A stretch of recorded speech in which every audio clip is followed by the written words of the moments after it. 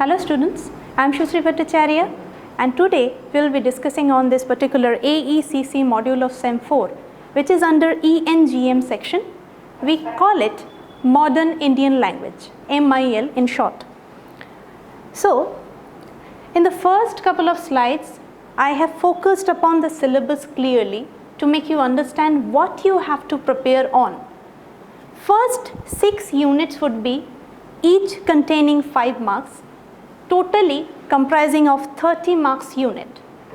Like you can see, we would have articles, prepositions, phrasal verb, idioms, words often confused with, technical terms used in commerce and corporate world. Then we would have certain writing skills portions with the descriptive unit, broad marks type answer or the broad question type answers. Writing a notice with agenda will be containing 10 marks and thereafter writing an email which will be having another 10 marks. So total for your end semester module we will be having 30 plus 20, 50 marks unit. Now we come to internal syllabus which has a similar pattern, 20 marks for assessing and 5 for attendance. So don't forget the 5 marks part. And for internal assessment syllabus, we have writing minutes and resolution, which is an offbeat topic, not quite commonly asked for examination. So focus on this because it will be having 10 marks. And another part, comprehension, which we are solving from school days probably.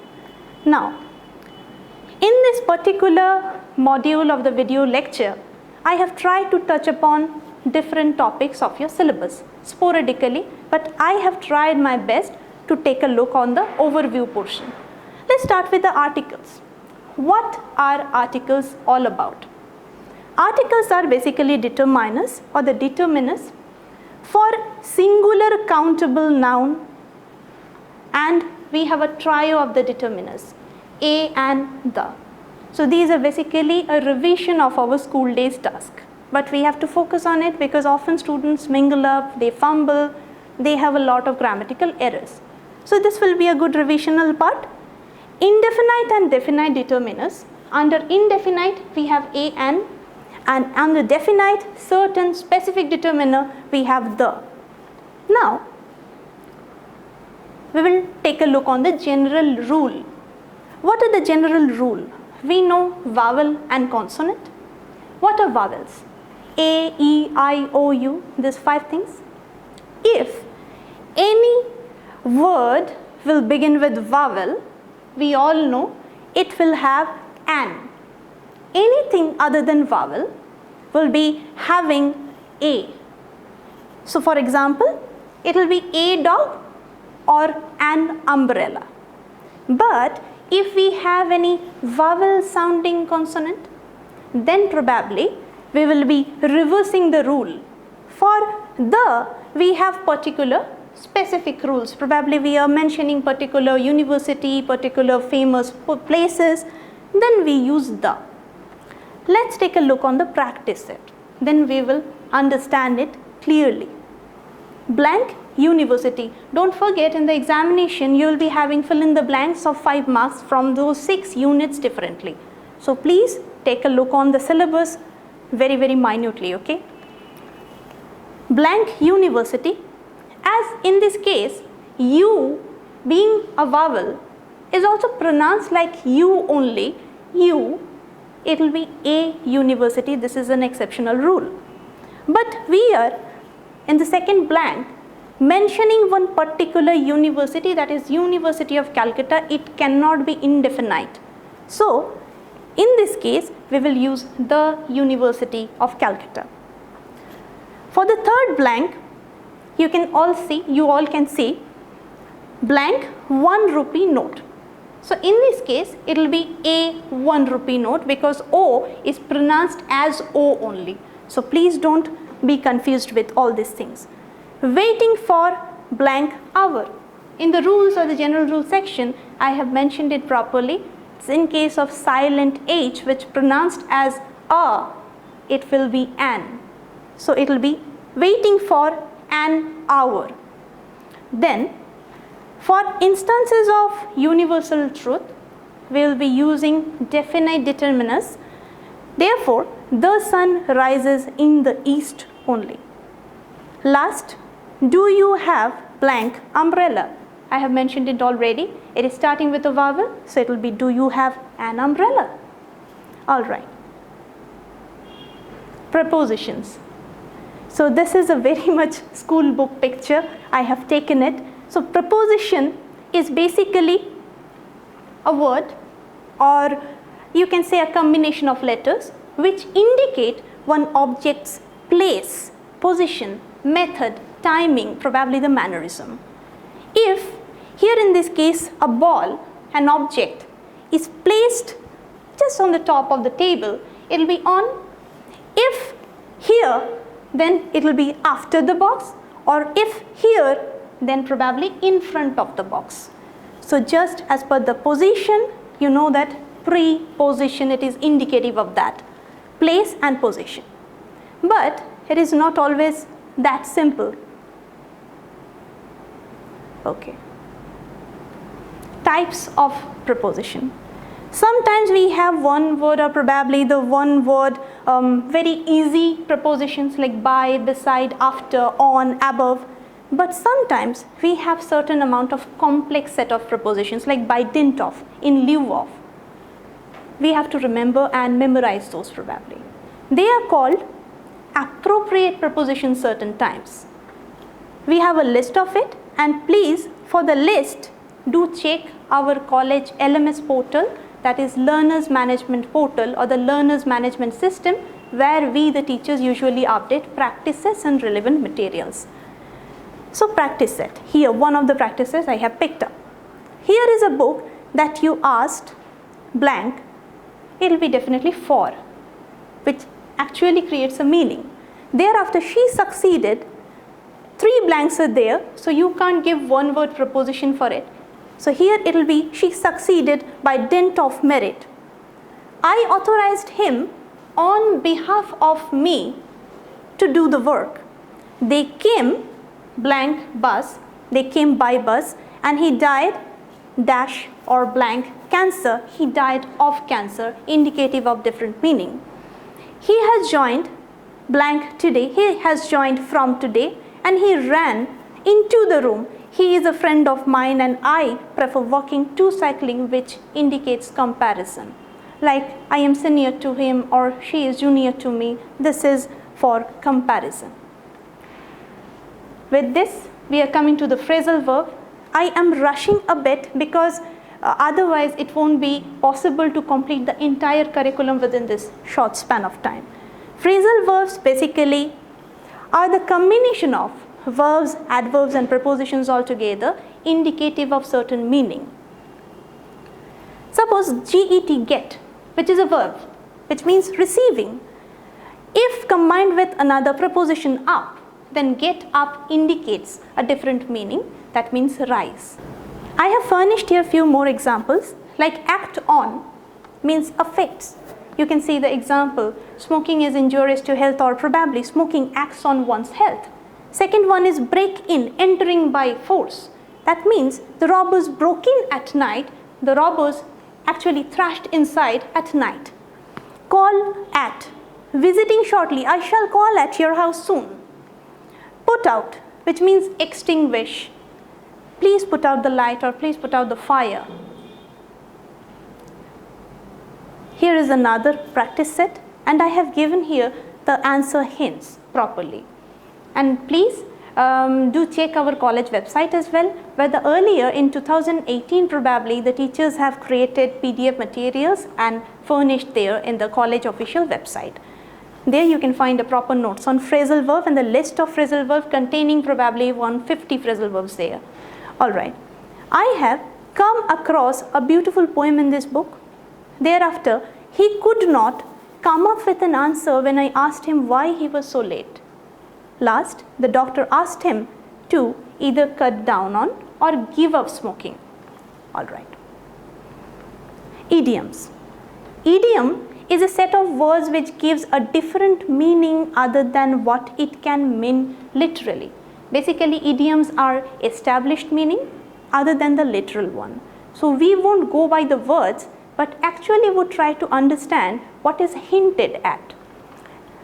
There are a lot of idioms, we can't go on narrating one after another, but we can take few to give you the hint what are the idioms.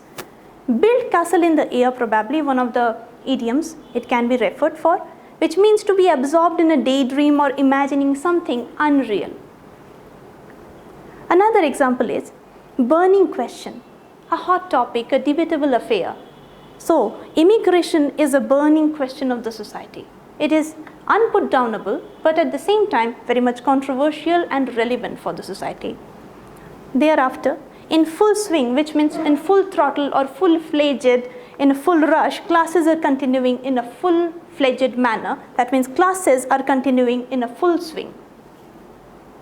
Hand in hand, which means all together, conjointly, jointly, putting something together. It is an indicative of team effort. Each person contributed towards this achievement, all hand in hand, collaboratively. Now, to the last two sections, there are words often confused with, and another technical terms related to corporate worlds. Why these are kept for your syllabus, kept within your syllabus? Probably to strengthen your vocabulary, to give you a nuance what it means to be job ready, because you have to go through a lot of this type of words, especially if we use false word in a wrong word in a wrong place. That can probably de-shape your communication altogether. Like accept and accept, all pronouncing a same, but at the same time they probably sound similar, but there is different spelling to different words. Assent, that means act of going up, at the same time assent with double S means official agreement to something. Third one, boar, which is an animal, a male pig, but at the same time boar can be the past participle form of bear. So be very cautious what you are using and what you are trying to mean. Otherwise it can be devastating and funny as well. We all remember probably the example of Chatur in 3 Idiots. So please be aware, okay? Alright. Technical terms used in commerce and corporate world. It is very indicative why they are very much important. I have given a suggestion, written it properly. Probably these are professional vocabulary. They are very much relevant. If one customer or consumer in the job segment is asking you for the deadline, if you don't know the meaning, then you won't probably understand what he or she is meaning. So deadline, cloud computing, freight, these are very much technical terms. Fax, telegram, these are technical terms related to gadget and technology. Alright. Now, we are slowly moving into the broad descriptive type writing skills. This is notice with agenda, which will be having 10 marks. Notice, we all know, is an official communication, usually drafted from the administrative end. Notice can be public notice, open to public eyes or public gaze. At the same time, confidential notice is actually for secret disclosure or probably confidential selective disclosure. So, how a notice should be written? Because notice is important thing, it must be having a proper heading with all block letters notice so that everybody's attention is attracted towards it. Thereafter, it must be meticulously decked or garnished for official presentation. So, I have given one pro forma of it. It must be having on the right hand side topmost corner mentioning clearly the date. On the opposite side of the corner, probably the left hand side topmost corner, it will be having the serial number, which is very important. And here in the middle section, just after the notice, it would showcase the subject of the notice. Thereafter, we will be having drafting a notice, and here synchronizingly, chronologically, we would put our agendas of the notice. And notice must be signed by 2 officials, one official who is coordinating and one administrative coordinator who is necessarily the superior of that official coordinator. So sign and countersign must be in order. You can't flip it. Otherwise, it will be definitely reflecting on your marks. So this is the official structure, and don't forget the borders, because this will create a simulacra to your official answer script, that okay, the student has gone through the nuances of writing a notice, which must be proper and maintaining the decorum as well. With this, we are coming to email writing. Email writing is basically electronic mail writing. Again, in the school days, you remember, we all remember, we were given or we were asked in the question papers how to write a letter, or probably write a letter to this person or to this office. This process is slowly but silently changing. Soon after, probably in schools as well, we can see nowadays, they give email writing. How to write an email while you are not typing it, but writing it in your own hands. You can again create this type of complex box with a bit of the drawing inside it to create a simulacra once again of the real-time email writing effect, or can go for this simplistic method, which is basically of a Gmail, or the G you can actually see to it, the G1. Alright, this is another pro forma where you have to mention draft saved, then to this, you are sending it to someone's mail ID, so it will be the receiving mail ID or the recipient's mail ID. Thereafter, if you want to carbon copy it to somewhere, the mail ID should be mentioned. Blank carbon copy, you can leave it blank, or if mentioned in the question paper, you have to just copy it. Here you have to put the subject. Main organizing part or the body part, the organic part of your mail would be here, and thereafter you can just create some certain amount of box writing send, send now, saved, attachments, just like that. Alright.